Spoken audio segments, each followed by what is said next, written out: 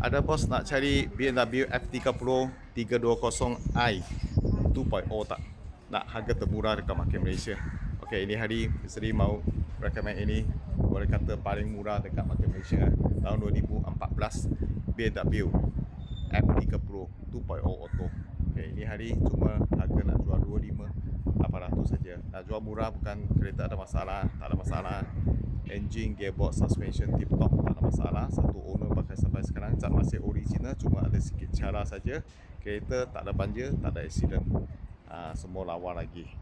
Kalau ini hari nak beli, bisa dibagikan setahun warranty ya. Okey, sekarang kita pergi review ini kereta. Selamat petang bos. Seri baru dapat trade-in kereta baru Ini F30 320i 2.0 auto. Okey, ini kereta cat masih ori sampai sekarang. Cuma ada sikit cara lah. Misteri tak touch up lah sebab nak jual harga termurah dekat market Malaysia Kalau bos nak satu layer cat lawa-lawa, belanja 1,500. Misteri kasih perawat cantik-cantik ni Okey, ini kereta overall nampak cantik lagi lah sebenarnya. Cat dia masih okey lah. Cuma cara sikit tempat aja. Kalau nak taruh 300-400 touch up pun boleh, tak ada masalah. Cuma tengok bos lah. Ada bos lah nak cantik semua perfect tu atau nak touch up nampak elok sudah cantik, macam gitulah.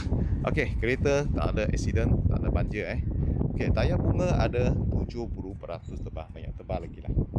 Owner lama sudah tukar aftermarket punya sport rim nampak lebih sporty tengok. Kalau 320i ni biasa orang jual 40 lebih lah. Ni tahun 2014 Ini hari Misteri nak jual harga murah-murah offer tahun 2026 punya first offer. Harga cuma 25,800 sajalah. Okey, kalau bos beli dengan Misteri, Misteri bagi setahun warranty Okey, dalam interior pun semua kira okey lagi lah. Ni satu owner pakai sampai sekarang lah. Dalam tak ada teruk tak ada teruk jual murah bukan kereta ada masalah. Jangan risau, datang cek dulu. Kereta memang tak ada masalah, elok-elok lagi, cantik-cantik lagi. Harga cuma 25,800 boleh dapat. Ni 2014 BMW model F30 yang kereta luxury. Harga 25,800 saja. Kalau beli dengan Misteri, Misteri bagi setahun warranty lah.